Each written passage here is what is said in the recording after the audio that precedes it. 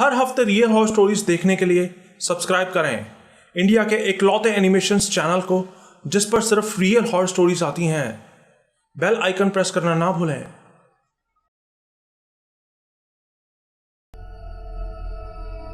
जिन एक ऐसी सुपरनैचुरल ताकत का नाम है जिसके किस्से सैकड़ों सालों से लोग सुनाते आ रहे हैं। जिन्नात के किस्से अक्सर इस्लामिक कल्चर में सुनने को मिलते हैं। इस्लाम के हिसाब से इंसानों को मिट्टी से बनाया गया है, जबकि जिन्नात को आग से बनाया गया है। इंसानों की तरह जिन्नात की भी अपनी एक अलग दुनिया होती है, जहां ये बिल्कुल वैसे ही जीते हैं जैसे इंसान अपनी दुनिया में जीते हैं। इंसानों की तरह जिन भी अच्छे और बुरे दोनों हो सकते हैं। अगर किसी अच्छे जिन से आपकी दोस्ती हो जाए या वो आपसे खुश हो जाए तो वो आपकी जिंदगी को जन्नत बना सकते हैं। अच्छे जिन लोगों की मदद करते हैं और उनकी ऊपरी परेशानियों को भी दूर करते हैं। अक्सर दरगाहों और मज़ारों में अच्छे जिन्नात का बसेरा होता है। जिन भी वहां इंसानों की तरह नमाज पढ़ने के लिए आते हैं और वहां आने वाले लोगों की मदद भी करते हैं। लेकिन अगर कोई जिन आपसे नाराज हो जाए या आप उसके साथ कुछ गलत करते हैं तो ये आपकी जान भी ले सकते हैं। जिन्नात में बहुत ताकत होती है, इतनी कि अगर ये अपनी पे आ जाएं तो इनको कोई नहीं रोक सकता। जिन्नात भी अलग अलग तरह के होते हैं। कुछ जिन नॉर्मल होते हैं तो कुछ बादशाह और रानी जिन होते हैं। इनकी दुनिया में इनकी शादियां भी होती हैं और ये बच्चे भी पैदा करते हैं। फीमेल जिन्स को अक्सर परी भी बोला जाता है। इस जिन सीरीज में मैं आप लोगों के लिए जिन्नात की ऐसी सच्ची और मजेदार कहानियां लेकर आऊंगा जिन्हें सुन के आप इनकी दुनिया को और अच्छे से समझ सकेंगे।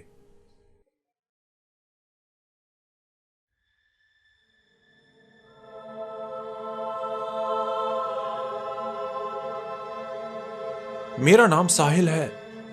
मैं पाकिस्तान का रहने वाला हूं।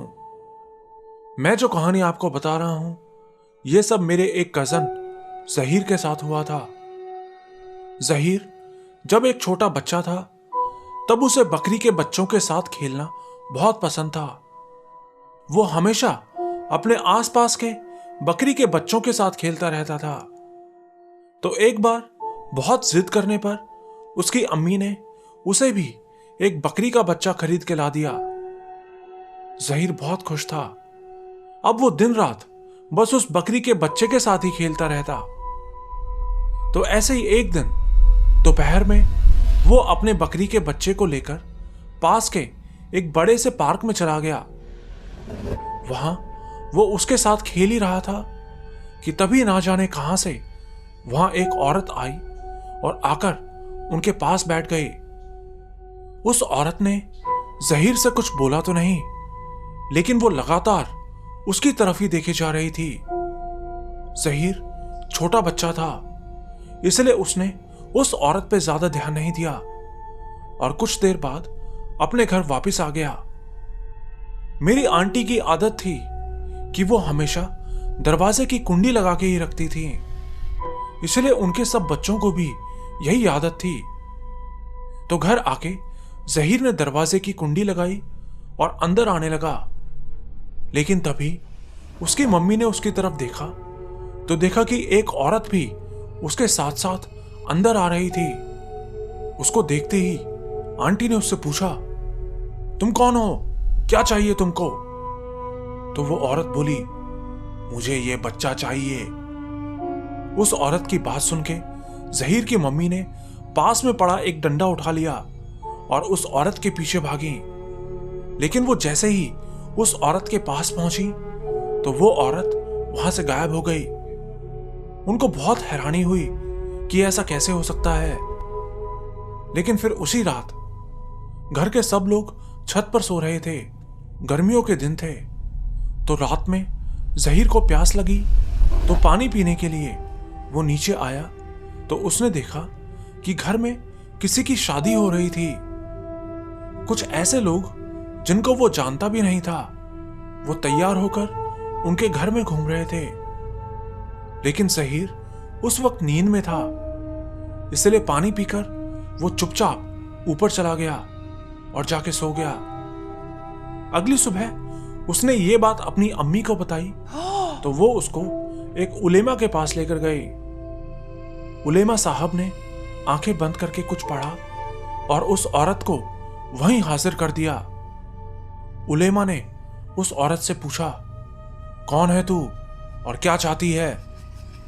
तो वो औरत बोली कि मैं एक परी हूं, ये बच्चा मुझे बहुत पसंद है, मैं इसको अपने साथ ले जाना चाहती हूं।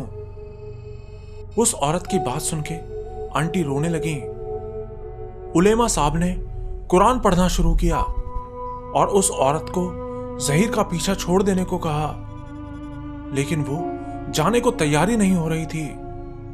लेकिन फिर बहुत जोर देने के बाद वो चले जाने को राजी तो हो गई, लेकिन जाते हुए उसने कहा कि मैं इसको छोड़ तो रही हूं, लेकिन इसकी जिंदगी में हमेशा एक कमी रहेगी, ये कभी भी सुकून से नहीं जी सकेगा।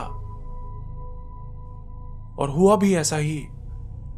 कई सालों बाद ज़हीर की शादी उसकी एक कजन से कर दी गई, लेकिन शादी के 1 साल बाद ही उसकी कमर में ऐसा दर्द हुआ कि वो टॉयलेट भी खुद से नहीं जा सकता था। डॉक्टर्स को दिखाया तो उन्होंने कहा कि इसका ऑपरेशन करना पड़ेगा।